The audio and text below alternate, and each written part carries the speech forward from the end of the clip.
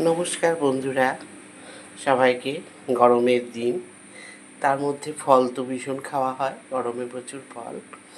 তো দেখো, এখন প্রত্যেকের বাড়িতে অনেক আম, আবার অনেক সময় আম টকও হয়। তো আম টক না হলেও ক্ষতি নেই, আম টকই হতে হবে এটা তা নয়।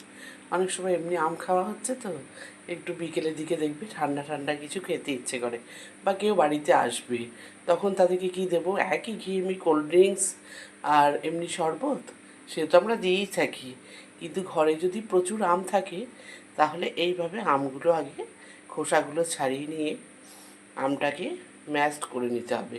আমের আঁঠিটাকেও এটা হাত দিয়ে মানে জিনিসটাকে বা চামচে করে এই আমের পুরো শাঁসগুলো বের করে নিয়ে আমের আঁঠিটা ফেলে দিতে হবে।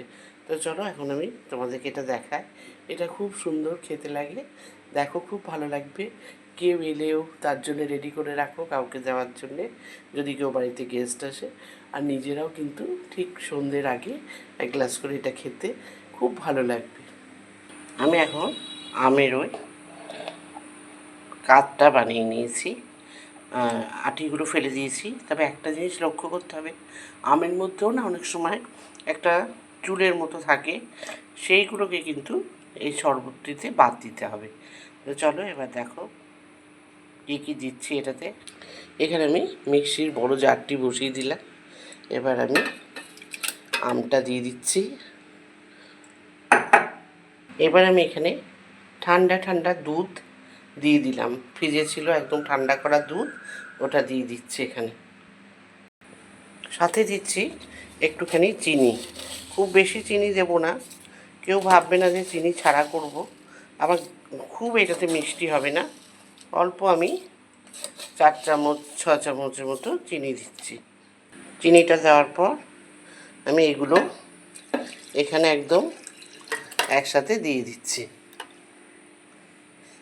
এখানে একটু চিনি লেগে থাকলেও পরে আমি একটু ঠান্ডা জলের ইউজ করব, তখন আবার এটাকে দিয়ে দেব।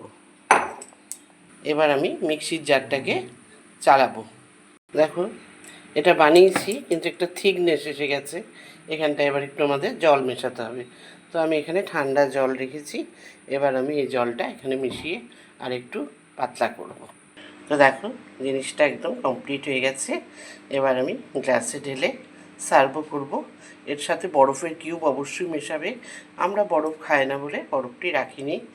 আর দেখো লিকুইডটা কেমন হয়েছে, একবার চামচে করে দেখিয়ে দিচ্ছি। এরকম হবে লিকুইডটি।